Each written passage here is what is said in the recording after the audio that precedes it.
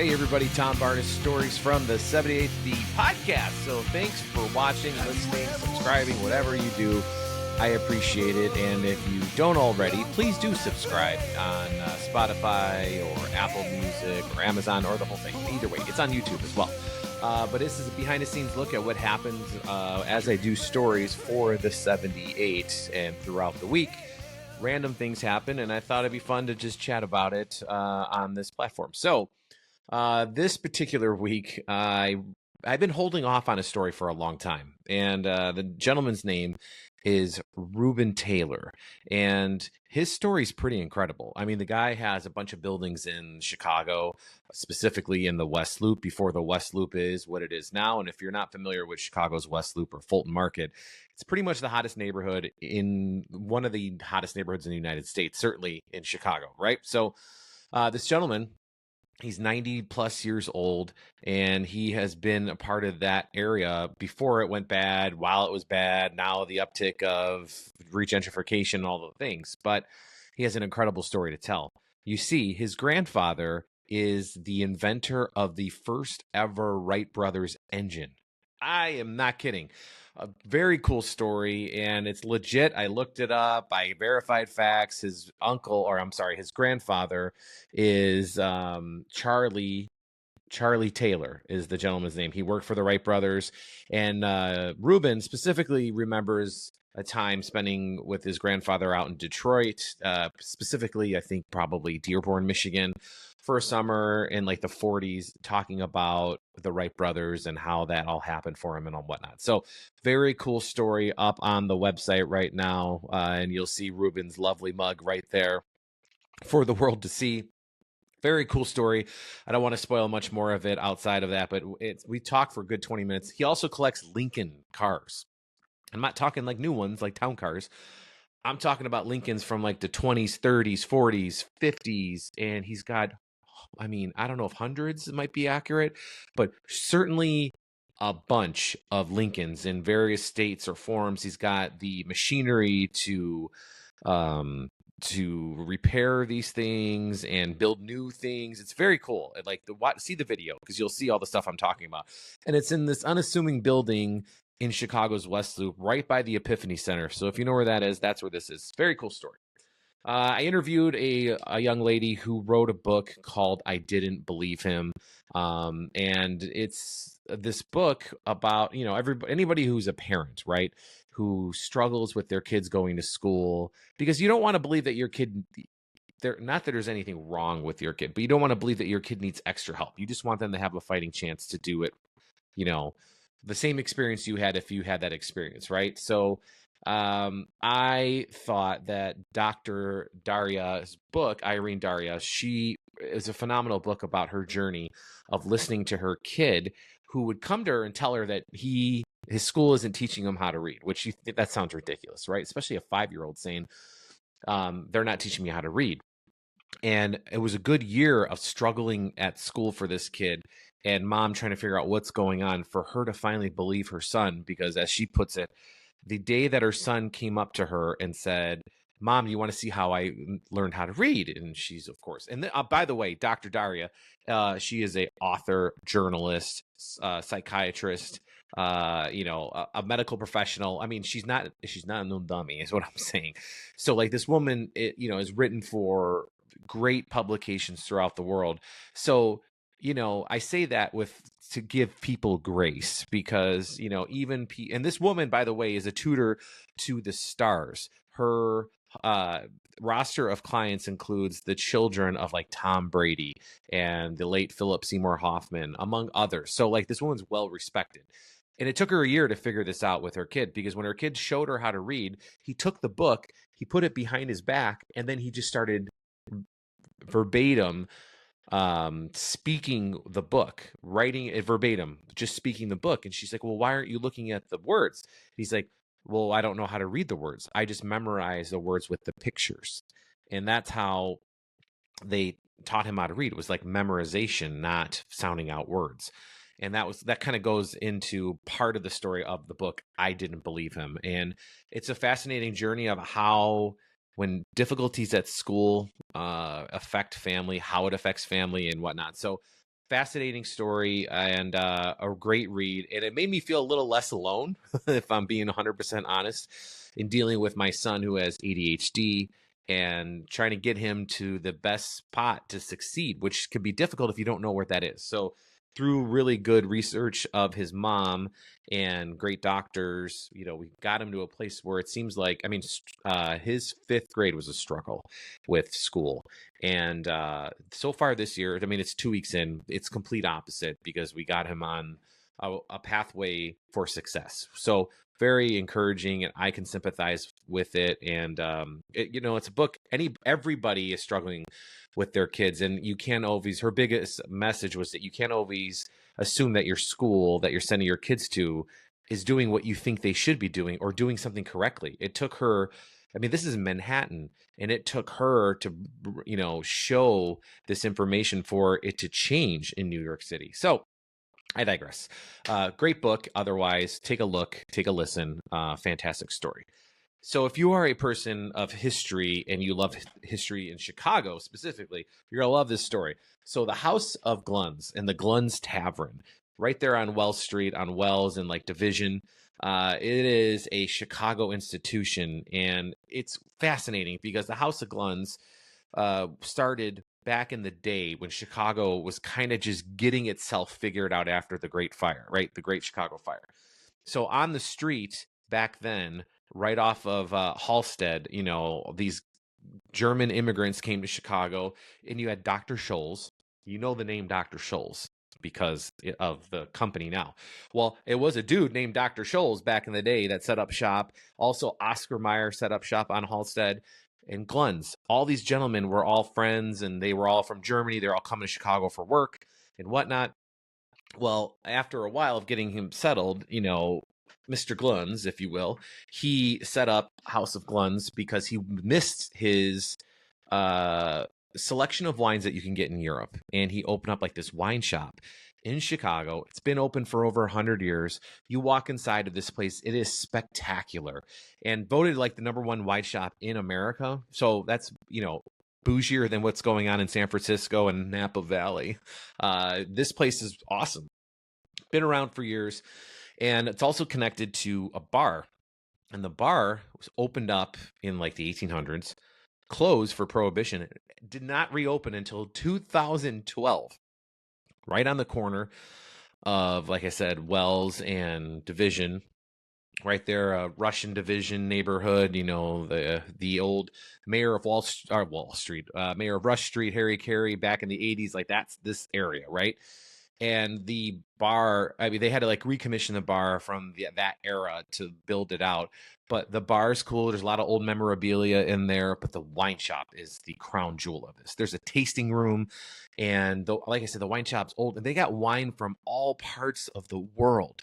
And it's better than your Binnies, all due respect to Binnies and all that stuff, because this is somebody who's been doing it for years. The woman who runs it is like the great granddaughter, I believe.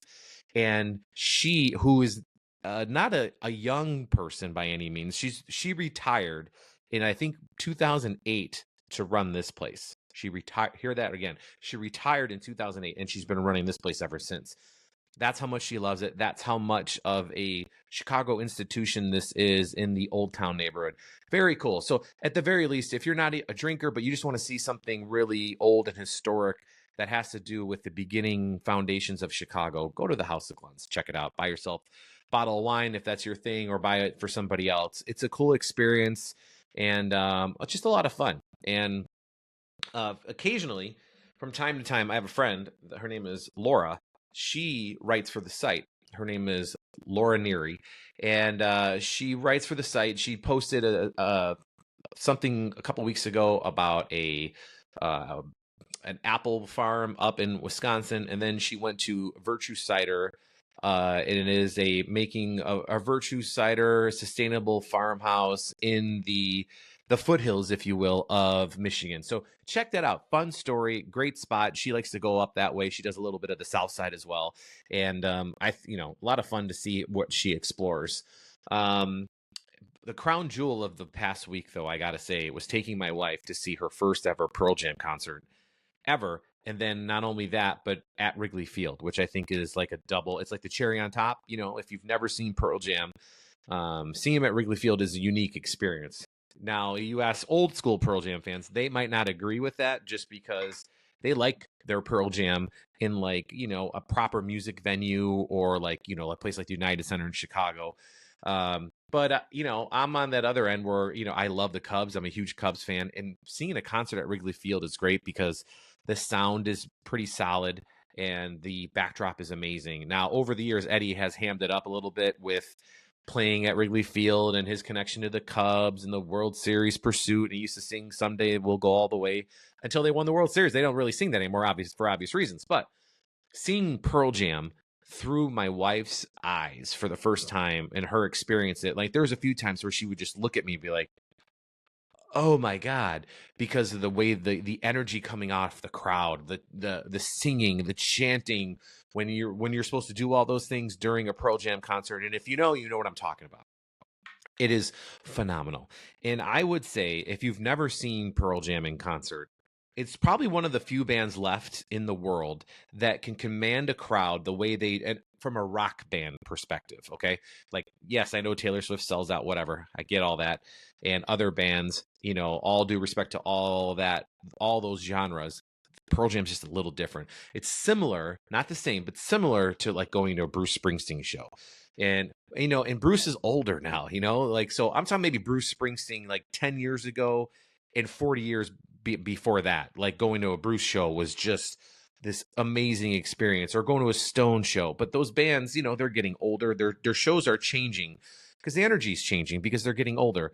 And so that's why I say, and out of respect to all those bands, they've been great. I've seen all those bands on those legs of their journey. But, people get older, you change, right? And Pearl Jam's at that time where they still have that young man's blood in them mixed with, aging. I think Eddie's almost 60 years old, and the band, they're not young spring chickens, as my dad would say. So we got to see them.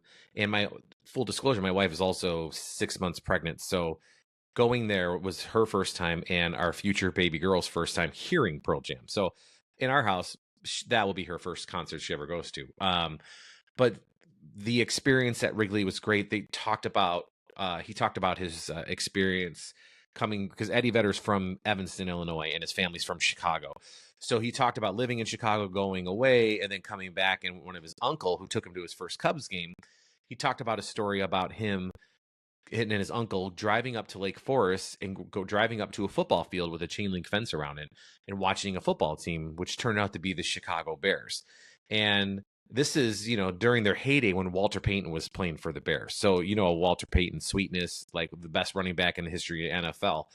And Eddie talks about a story of how he like ran into Walter Payton on like a gravel pathway that was off of like where all the other players were going, because Sweetness just kind of took this other way, because people want his autograph and whatnot. So Sweetness sees little Eddie Vedder. He asks him who his name. He says, "I'm Eddie." Walter Payton says, "Well, that's my brother's name." And Eddie says, "I know."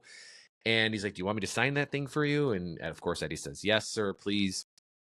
And he says, "Be careful, little man," And Eddie equates that to like when he's crawling up on the rafters when he was in his 20s and 30s as the frontman of Pearl Jam on the rise. He would always have Sweetness in the back of his mind saying, "Be careful, little man, take care of yourself." I don't know. It was a sweet moment. And he also talked about his daughter's first time ever going to Wrigley Field. And for those of you who don't know, Pearl Jam, most of the band lives out in the Northwest. I think Eddie lives right outside of the city of Seattle. And his story about him talking about Cubs, being Cubs fans, and being out in Seattle, it's Seattle Mariner territory. So Cub fans weren't all over the place like they are in Chicago, obviously. So he would talk about how he's like trying to teach his daughter about the Cubs. I did the same thing with my kids, and about the band Pearl Jam and Foo Fighters and rock music and Motown music and whatnot. So he's explained to his daughter, like Cubs, and he said every once in a while, they would be out and his daughter would be with him and she'd go, "Daddy, look, Cubs, Cubs." And I don't know, I get that, like when you see, like, it's like when you see somebody wearing your favorite band's t-shirt, you give them a wink and a nod and you feel like you're instantly friends with these people, right? That's what sports does. That's what music does. So he talks about her first time going to Wrigley Field. And before that, when his daughter points out his things, he goes, oh, I'm sorry, I'm getting the story wrong. Let me make sure I'm getting the story correctly. So they go to Wrigley Field, right? And they're driving, and she starts seeing the Cubs, people everywhere. And she's like, Daddy, Cubs everywhere, Cubs everywhere. And he reaches down to his daughter's level and he says, these are our people. And that's how he ends the story. And it was a fascinating story. And you hear somebody tell a story about their first experience at Wrigley Field in the poetic way that Eddie Vedder can tell a story. And it was just a fun moment. And that's kind of like what it was for my wife to see Pearl Jam at Wrigley Field. It's kind of full circle moment. See what I'm doing there? Full circle moment where her first time seeing the Cubs at Wrigley Field, I'm sorry, first time seeing Pearl Jam at Wrigley Field was that special moment, because she has heard Pearl Jam playing in the house forever and a day, and that band meant a lot to me. I wrote an article on the website. It's called "I Took My Wife to Her First Pearl Jam Concert," and seeing the band through her eyes was like seeing them for the first time all over again. And Pearl Jam's the band that I like kind of put in a cupboard. It got me through some dark stuff in my life, and I put them in a cupboard and I just put it away for years, where I would just listen to safe songs, safe songs, elderly woman behind a counter in a small town, or daughter, or, even flow. Those are my Pearl Jam safe songs.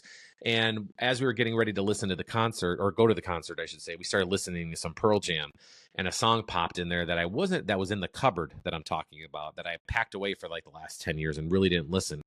And it came on, and it just brought me right back to where all that stuff was when I put it away.